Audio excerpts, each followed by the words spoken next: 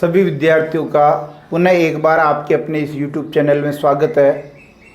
प्यारे बच्चों, आज हम एक महत्वपूर्ण बिंदु पर चर्चा करने के लिए यहाँ उपस्थित हुए हैं और ये वीडियो सभी विद्यार्थियों के लिए जो कक्षा 9 से 12 तक हैं या साहित्य के अध्ययन के प्रति जागरूक हैं, उनके लिए ये लाभप्रद है।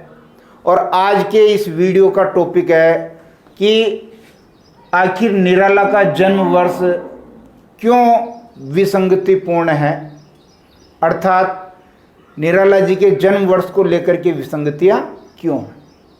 आज हम इस महत्वपूर्ण विषय पर चर्चा करेंगे। प्यारे बच्चों, निराला जी का जन्म वर्ष कहीं 1896 दे रखा है, कहीं 1897, कहीं 1898 और कहीं 1899।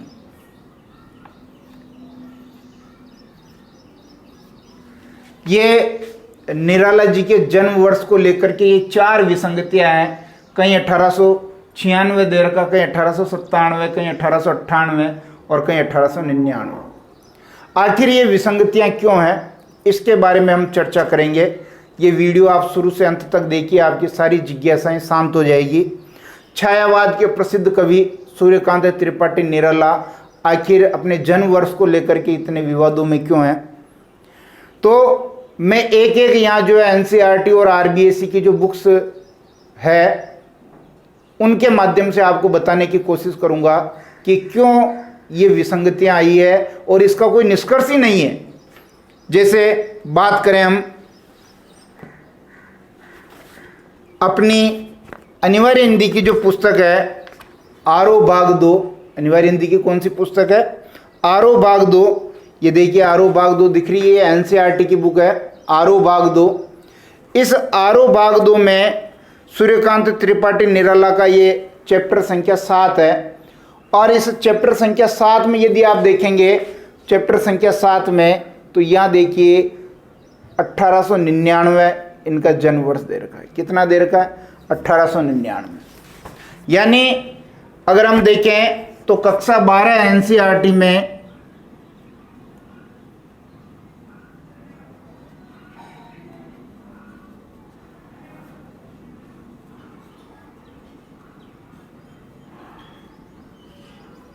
NCERT में अनिवार्य हिंदी में इसका जन्म वर्ष जो निराला का है वो 1899 दे रखा है और मृत्यु 1961 दे रखी है। मृत्यु कितनी दे रखी है? 1961।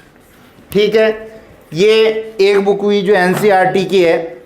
दूसरी बुक लेते हैं हम, ये देखिए अंतरा भाग 2, हिंदी साहित्य की पुस्तक है अंतरा भाग 2 है। अंतरा भाग 2 नजर आ रही है आपको। और इस अंतरा भाग 2 में अगर आप चैप्टर संख्या 2 देखेंगे, चैप्टर संख्या 2 सूर्यकांत त्रिपाठी निराला, और जब यहाँ देखेंगे तो इनका जन्म वर्ष कितना दे रखा है? 1898 से 1961 दे रखा ना, 1898 से 1961। तो हम यहाँ कर सकते हैं कि ये कक्षा 12 हिंदी साहित्य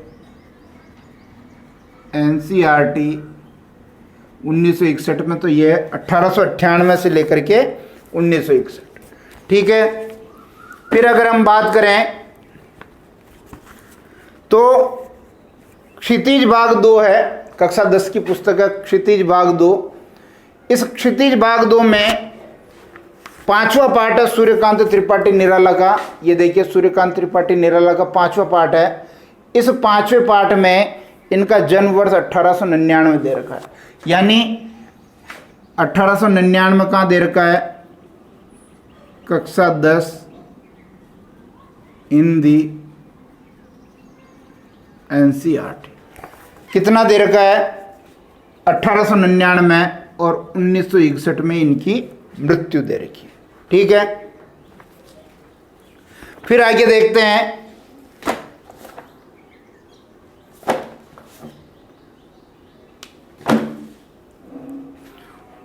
उसके बाद चलते हैं हिंदी साहित्य की बहुत ही मानक पुस्तक है हिंदी साहित्य का इतिहास। ये देखिए हिंदी साहित्य का इतिहास के संपादक हैं डॉक्टर नगेंद्र और हरदयाल।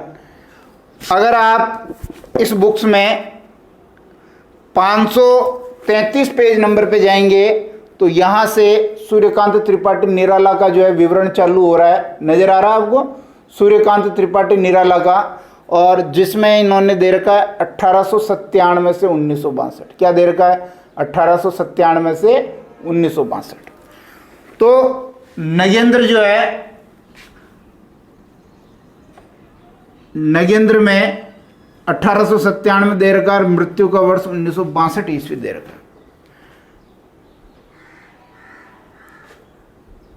और अब हम बात कर लेते हैं अपने जो एनसीईआरटी के पाठ्यक्रम से पहले जो आरबीएसई का पाठ्यक्रम चलता था उसमें आपको ध्यान होना चाहिए। ये पिछले जो आरबीएसई का पाठ्यक्रम था उसमें ये सरयू पुस्तक है हिंदी साहित्य की, नजर आ रही होगी आपकी। ये भी आरबीएसई की है, लेकिन चूंकि वो भी एक मानक बोर्ड है, यहाँ से 8वां पार्ट इन्होंने लगा रखा था सूर्यकांत त्रिपाठी निराला, और जन्म वर्ष आप देख रहे हैं यहाँ 1896 ईस्वी, 1896 ईस्वी। यानी जो कक्षा 12 हिंदी साहित्य आरबीएसई, आरबीएसई यानी पुरानी बुक है ये, इसमें इन्होंने 1896 इनका दे रखा है, और निधन तो इन्होंने बहुत ही ज़बरदस्त दे दिया है, 1971 जा दिया है। हालांकि ये गलत है, 1961 होना चाहिए, ये तो बहुत ही ज़्यादा विसंगति है। ठीक है, इसी प्रकार एक ये प्रज्ञा प्रवाह है, जिसमें ये देखिए प्रज्ञा प्रवाह है, एक बुक है जो पुरानी चलती थी, आरबीएसई की है। इसमें भी 1896 इनका दे रखा है जन्म वर्ष। इसी प्रकार ये जो पुरानी क्षितिज है, क्षितिज बुक जो पुरानी थी, इसमें भी इनका जन्म वर्ष 1896 दे रखा है, नजर आ रहा है, 1896 से 1961। कहने का मतलब ये है 1896 से लेकर के 97, 98 और 99 तक ये सारी विसंगतियां कहीं ना कहीं आपको देखने को मिलेगी। तो आखिर ये विसंगतियां क्यों हैं, क्या कारण है, और हम कौन से जन्म वर्ष को सही माने, इसके बारे में अभी हम आगे बात कर लें। अगर ये आपको काम का लगे तो आप इसका स्क्रीनशॉट ले सकते हैं।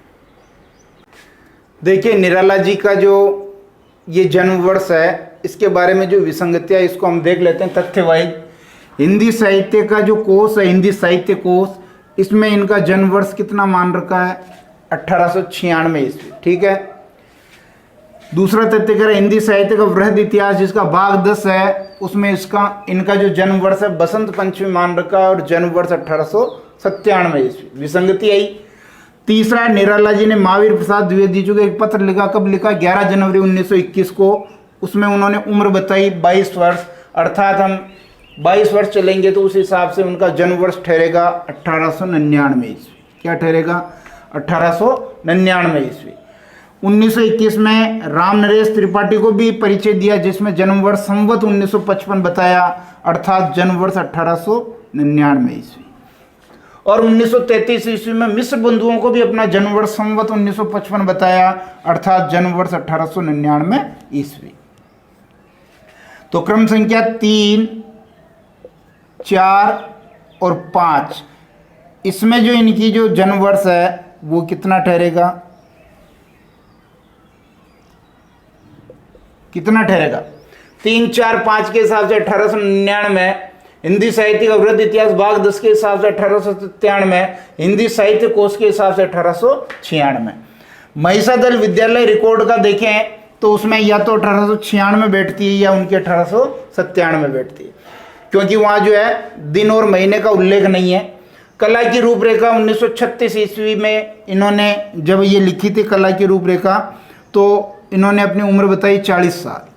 इसके हिसाब से इनका जन्म वर्ष क्या ठहरता है? जन्म वर्ष क्या ठहरेगा? 1896 ही ठहरेगा ना।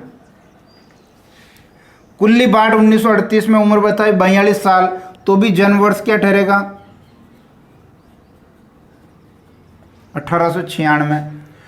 1940 ईस्वी में इन्होंने एक लेख लिखा वंदना, जिसमें इन्होंने उम्र बताई 44 वर्ष, तो भी 1896 आपका इनका जन्म वर्ष ठहरेगा। 1947 ईस्वी में स्वर्ण जयंती मनाई, इस हिसाब से जन्म वर्ष इनका 1897, 50 साल के हो गए। तो कहने का मतलब ये 10 विसंगतियां अलग अलग है। ये क्रम संख्या 3, 4, 5 में जो उनका जन्म वर्ष 1899 ईस्वी ठहर रहा है, ये वह समय है जब निराला जो है एक जिसे कह सकते हैं कि मानसिक रूप से संतुलित भी थे। तो 1899 ईस्वी को हम सही मान सकते हैं। साहित्य कोश में 1896 में दे रखा है और हिंदी साहित्य का वृहद इतिहास में 1897 में दे रखा है। फिर इन्होंने बाद में जो 1930 के बाद जो भी रचनाएं लिखी उसमें इन्होंने अपनी उम्र बढ़ा करके बता दी। और ये 1947 में जब इन्होंने स्वर्ण जयंती मनाई तो उस हिसाब से इनका जन्म वर्ष 1897। यहाँ जन्मदिन को लेकर के भी इनकी विसंगति है। कुछ कहते हैं कि इनका जन्म बसंत पंचमी के दिन हुआ था और बसंत पंचमी माँ सरस्वती का दिन है। तो एक्चुअली दुलारे लाल भार्गव, क्या नाम है,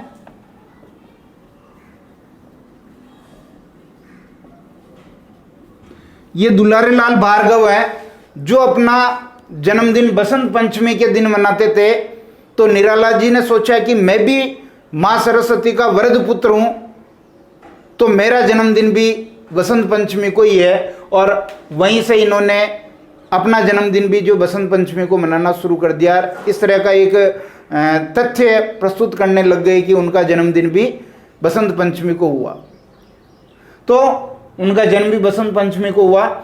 इस प्रकार की ये विसंगतियां हैं, इसलिए अपने को घबराने की जरूरत नहीं है। आप जो किताब पढ़ेंगे उसमें हो सकता है कुछ अलग हो, आपके दिमाग में ये भी आ रहा हो सकता है कि जब कवि परिचय पढ़ा तो सर ने ये क्यों लिखाया। तो इतनी सारी विसंगतियां हैं।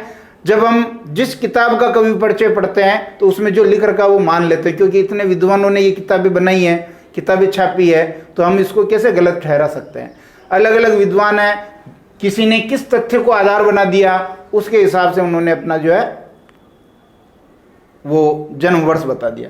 मृत्यु लगभग सबकी 1961 है, एक आध किताब में 1962 है। तो ये निराला जी के बारे में कुछ विसंगतियां थी जन्म वर्ष को लेकर के। निश्चित रूप से आपको ये समझ में भी आ गई होगी और आपकी सारी जिज्ञासाएं भी शांत हो गई होगी कि जो है वो ठीक है, बढ़िया है, ठीक है। ये कक्षा निश्चित रूप से आपको पसंद आई होगी। वीडियो देखने के लिए बहुत बहुत धन्यवाद। ऐसे ही हमारे चैनल से जुड़े रहिए। आपको कक्षा 12 की अनिवार्य हिंदी, हिंदी साहित्य, कक्षा 10 की हिंदी और भी हिंदी साहित्य के विषय से संबंधित बहुत सारे रोचक टॉपिक और पढ़ाई का कंटेंट मिलेगा। पुनः धन्यवाद।